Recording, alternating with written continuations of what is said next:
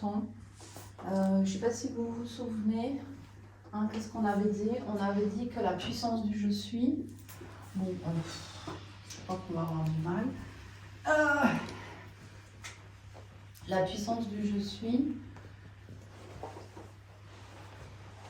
hein, c'était quoi, vous vous souvenez?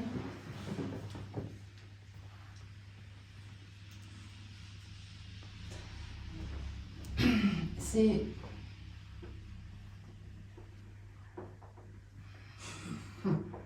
le féminin multiplié par le masculin. C'est quoi le féminin et le masculin? Je vais finir par montrer un qui fonctionne.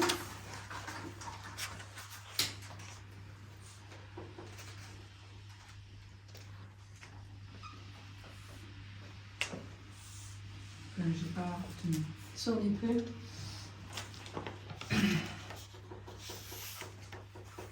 Ah oui, c'est ça. Le ressenti. Et l'autre, c'est aller en action. Pensée, action. Ok. D'accord. Donc ça correspond aux besoins profonds.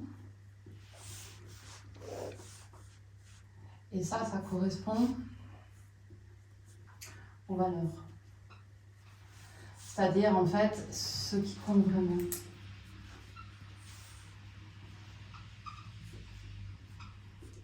Ok?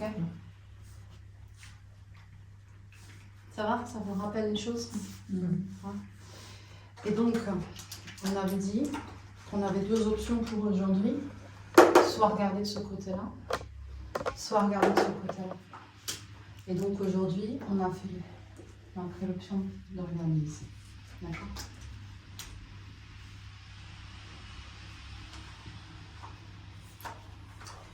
C'est un cours qui est très puissant, qui a plusieurs niveaux de lecture. Ce qui veut dire que je vous invite vraiment à le revoir plusieurs fois, à différents moments, parce qu'en fonction de ce qui va se créer dans votre cerveau, il y a des portes qui vont s'ouvrir. Et donc ce cours, vous allez le comprendre. À chaque fois qu'une porte va s'ouvrir, vous allez avoir un nouveau niveau de compréhension sur le même cours. C'est un cours qui a à lui tout seul 5-6 niveaux de compréhension. Okay? En fonction de l'état d'esprit dans lequel vous êtes. Donc là, vous allez pouvoir avoir une vision finalement très pragmatique de vos relations au quotidien. Mais vous pouvez aller jusqu'à utiliser ce cours pour un véritable développement de votre conscience. Okay? C'est pour ça que chacun d'entre vous, vous allez être bloqué à un niveau de ce cours. Pourquoi? Parce que tout ce qui va être souffrant, tout ce qui va être angoisse, tout ce qui va être stress, tout ce qui va exprime un blocage à un certain niveau.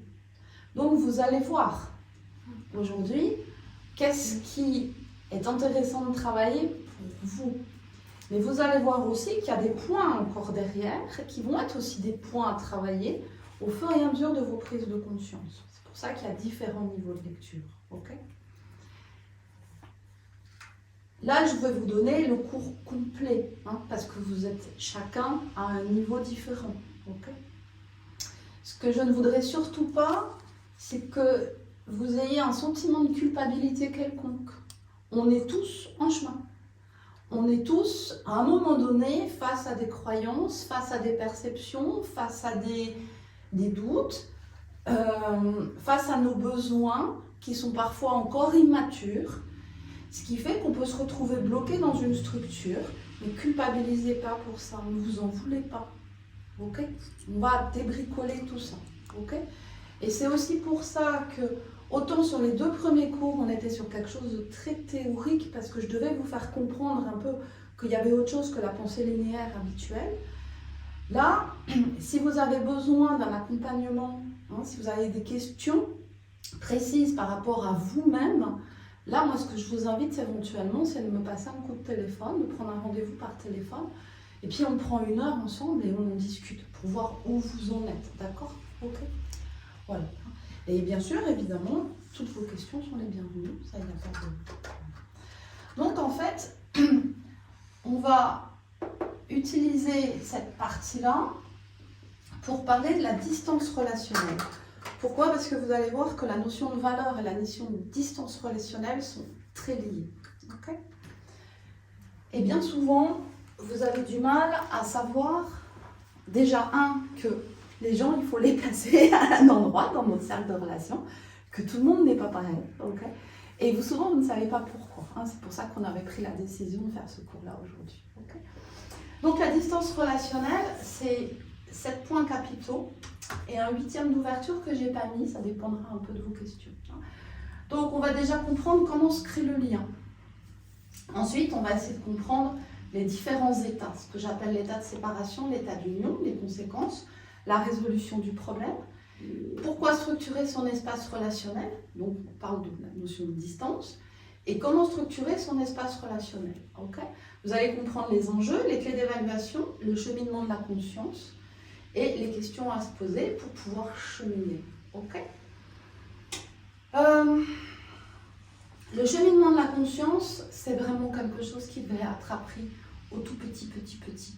Parce que si on savait ça quand on est petit, ça nous éviterait tellement de problèmes par la suite. Okay? Et ça nous éviterait de nous engager dans plein de choses. Le cheminement de la conscience, c'est la pure nature de l'être humain. C'est-à-dire que l'être humain, il est venu là, dans cette expérience sur Terre, pour pouvoir augmenter son champ de conscience. C'est tout ce qu'on lui demande à l'être humain. Et il est câblé énergétiquement, son cerveau, tout est câblé pour augmenter son champ de conscience. Okay?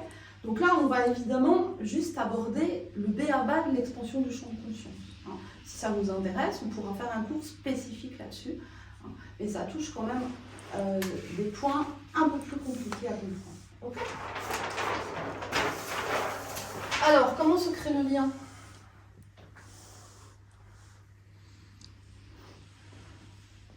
Souvent, les premiers liens, c'est les liens familiaux. Donc, c'est des liens, voilà. Ça nous arrive dessus.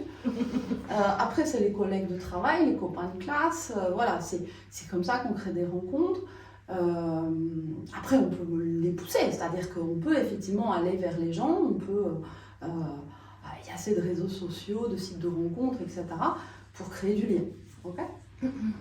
Ce que vous devez comprendre indépendamment de ça, c'est qu'il y a ce qu'on appelle le lien conscient et il y a ce qu'on appelle le lien inconscient. Okay? Ça doit être très clair dans vos têtes parce qu'on fonctionne toujours dans ce qui est conscient. L'inconscient, on ne sait pas que c'est là. Pourtant, il est omniprésent dans votre vie, votre inconscient. Okay? Et c'est lui qui crée beaucoup de troubles. Donc, lien conscient, c'est ce que vous connaissez, c'est le lien des habitudes. C'est les gens qu'on connaît depuis, voilà. La famille, la durée de la connaissance. Il y a des gens qui, parce qu'ils connaissent quelqu'un depuis 30 ans, ils sont persuadés qu'ils sont amis avec un grand A. Il n'y a rien de plus faux, en fait. Le lien conscient se crée aussi à partir de plaisirs partagés. Cette personne, quand je suis avec elle, je me sens bien, j'aime bien faire telle activité avec, etc. Voilà, ça, c'est le plaisir partagé. Donc, on crée des liens à partir de ça. Et puis des opportunités d'activité ou d'apprentissage. Que ce soit une activité sportive, une activité créative, ou n'importe quoi, ou le simple fait d'aller déposer les enfants à l'école, c'est une forme d'activité, vous rencontrez d'autres parents, et puis c'est comme ça qu'il y a des liens qui se créent. Okay? Ça, c'est ce que vous connaissez dans votre quotidien. Okay? Ce que vous connaissez moins, c'est vraiment la recherche du lien qui est inconsciente. En fait, c'est ce lien inconscient qui vous fait croire que vous avez besoin de relations. Il y a énormément de gens qui se sentent bien dans leur vie parce qu'ils ont des amis, parce qu'ils ont de la famille, parce qu'ils ont ci, parce qu'ils ont ça. Et ils ont l'impression qu'avoir du lien, avoir des relations, c'est vital pour eux. Et ça, on va voir que c'est un leurre. Okay? Donc, en fait, pourquoi les gens ont le sentiment d'avoir besoin de relations? C'est parce que ça va générer à l'intérieur d'eux des sentiments qui sont en fait des réponses à des besoins immatures. Quand je dis immatures, c'est des besoins qui sont que vous n'arrivez pas à combler par vous-même. Okay? Donc, comme vous n'arrivez pas à combler ces besoins par vous-même, vous êtes obligé d'aller chercher à l'extérieur. Et ça crée un lien de dépendance. Et ça, c'est souffrant. C'est très souffrant. Okay? Alors, je me suis fait une petite liste, parce que je n'allais pas tout noter. Ça vous donne un sentiment d'appartenance. Vous comprenez ça, ce que ça veut dire? Okay? Vous avez l'impression que c'est sécurisant. On va voir pourquoi, d'où ça vient. Vous avez le sentiment que vous êtes en sécurité quand il y a un groupe autour de vous, groupe dans lequel vous êtes accepté. Sentiment d'appartenance. Ça vous donne aussi un sentiment d'exister. C'est-à-dire, quelque part, on peut pousser encore un peu plus loin le sentiment d'être utile.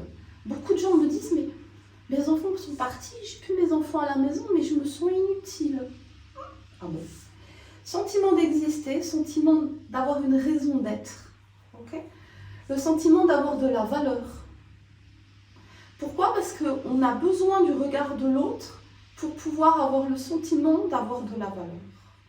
Okay? Moi, ce que je dis à ça, c'est qu'à partir du moment où vous êtes né, rien que le fait d'être là, vous avez votre valeur intrinsèque.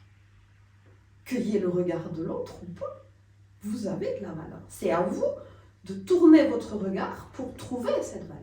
Mais elle existe, elle n'a pas besoin d'être créée, recherchée, approuvée, etc.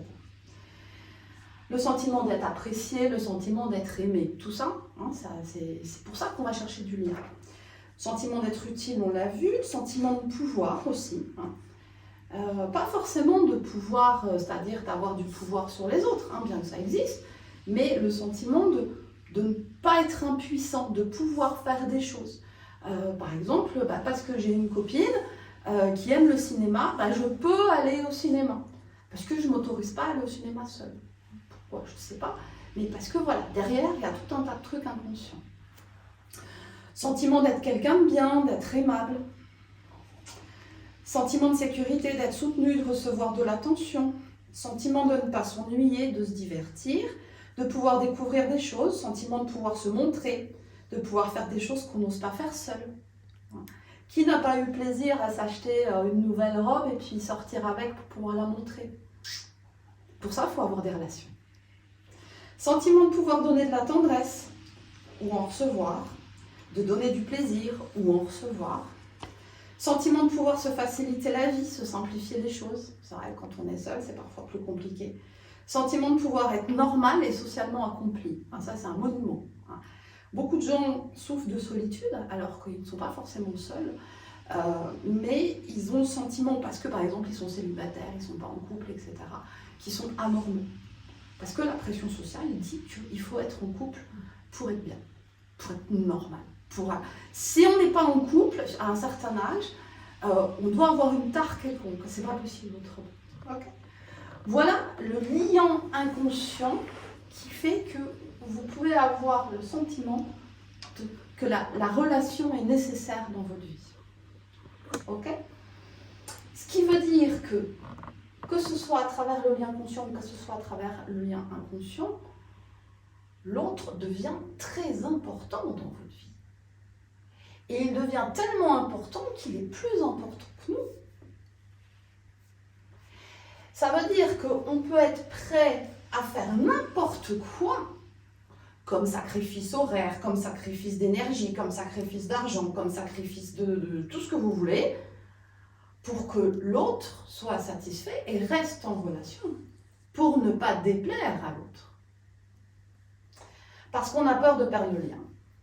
Et en plus, en fait, ça va déclencher en nous des éléments de contrôle et de possession.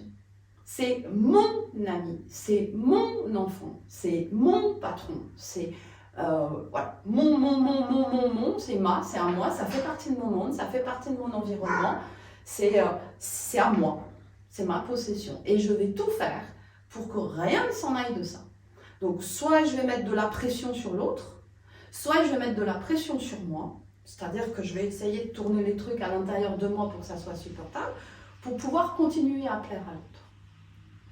Ça, c'est générateur d'énormément de stress. À partir du moment où vous devez réfléchir à Comment vous allez faire? Qu'est-ce que vous allez dire? Je suis épuisée, j'aimerais bien me faire une soirée télé. Mais non, si je ne vais pas avec les copines au resto alors que je me suis engagée depuis 3 semaines, qu'est-ce qu'elles vont penser? Elles vont penser que vous êtes fatigué. Et puis si elles remettent en question le lien parce que vous avez privilégié votre fatigue plutôt que la réunion, c'est peut-être pas tout à fait des amis. Hein, okay, voilà ce genre de blocus là, que vous pouvez faire à l'intérieur de vous qui est extrêmement générateur de stress. Parce que ça va beaucoup plus loin, c'est s'obliger à être poli, serviable, aimable dans tous les moments de sa vie. C'est ne pas se dire, c'est-à-dire retenir des informations, retenir des choses que vous avez à l'intérieur de vous, retenir des besoins intérieurs à vous, comme par exemple besoin de rester chez soi, besoin de s'intérioriser, besoin de... Ça peut aller très loin dans un couple, ça peut être besoin de dormir seul quelques nuits pour pouvoir faire une vraie nuit réparatrice sans avoir l'autre qui bouge, etc. Mais combien de personnes se refusent à en parler parce que même mon conjoint, il va croire que... Ok? Donc ça, en fait, tout ça entraîne ce qu'on appelle les problématiques de la relation. Et ça, c'est souffrant. Hein. Ce qui fait qu'on souffre dans ces relations interpersonnelles. Ok? Vous comprenez? Et alors, le pire, c'est que quand on rentre en relation comme ça, sans être conscient de ça, on subit directement tout un tas de peurs, tout un tas d'angoisses. Alors, on peut avoir le sentiment d'être étouffé, ou on peut avoir peur d'être étouffé. Donc, le lien peut faire peur parce qu'on ne le maîtrise pas, c'est quelque chose qui vient de l'inconscient. On peut avoir un sentiment d'insécurité émotionnelle. Et si l'autre il partait? Et si l'autre il allait voir ailleurs? Et si l'autre il me critiquait par derrière? Et si l'autre il me piquait mes trucs? Etc. etc. C'est une insécurité émotionnelle qui est latente en permanence dans le background, dans l'inconscient. Okay? Peur du rejet, sentiment de manquer d'attention. Hein, c'est-à-dire que tout va bien, tout se passe bien, tout est super, puis d'un seul coup la personne s'éloigne un peu. Ça y est, je suis en manque d'attention. Cette personne, elle ne me regarde plus, elle ne fait plus attention à moi. Voilà. Allez, ça y est, on commence à avoir peur, on commence à se poser des questions, on commence à tout remettre en question. Et là, le stress monte, l'angoisse monte. Et puis, on a la notion de manque. Cette personne nous manque. Oh là là, il est parti 6 mois faire ses études à l'autre bout du monde. Hein, ça, c'est mon fils. On ne vit plus parce que la copine, elle est partie, elle nous manque. Ok? C'est pas gérable. Se sentir l'autre distant. Voilà, ça y est, c'est la panique à bord. Se sentir abandonné, on n'est parfois pas du tout abandonné, mais on sent la distance, on a le sentiment qu'on est abandonné. Et puis on peut dans la relation, à cause de ça, être dans l'interdiction d'être nous. Hein, c'est un peu ce que je vous disais tout à l'heure. Ou alors vous allez vous confronter à des liens où les gens à l'extérieur de vous exigent trop de vous. Donc ça, on a ça dans les familles, mais on a ça aussi au travail, hein, partout. Les enfants peuvent exiger trop de vous. Et vous, parce que vous avez collé votre enfant là et vous êtes là, vous allez vous faire bouffer. Et je ne vous dis pas l'angoisse, hein. Le stress et la mauvaise santé que ça génère. Le lien comme ça peut être finalement très humiliant. On peut aussi ressentir de la honte. On peut aussi subir des mauvaises influences. C'est-à-dire qu'en voulant garder le lien à tout prix, on se retrouve à dire oui à des situations où on devrait dire non, et on se retrouve embarqué dans des trucs qui nous éloignent de notre vie, qui nous détruisent. Ça peut aller aussi vers des comportements addictifs, des comportements destructeurs, etc. etc. Peur de la trahison ou être trahi nous oblige à nous contrôler, nous met sous pression. Ou alors on se sent en permanence contrôlé par l'autre. Et aussi ça peut créer de l'injustice dans nos relations. Donc vous voyez que grosso modo, hein, quand on ne tient pas compte du lien inconscient de la relation, on va tout droit vers la souffrance. Et ça, c'est juste un point qui peut gâcher une vie entière. Vous pouvez littéralement passer à côté de votre vie juste à cause de cette phrase-là, causée par ça. Ça va? Alors on va voir comment on va éviter ça.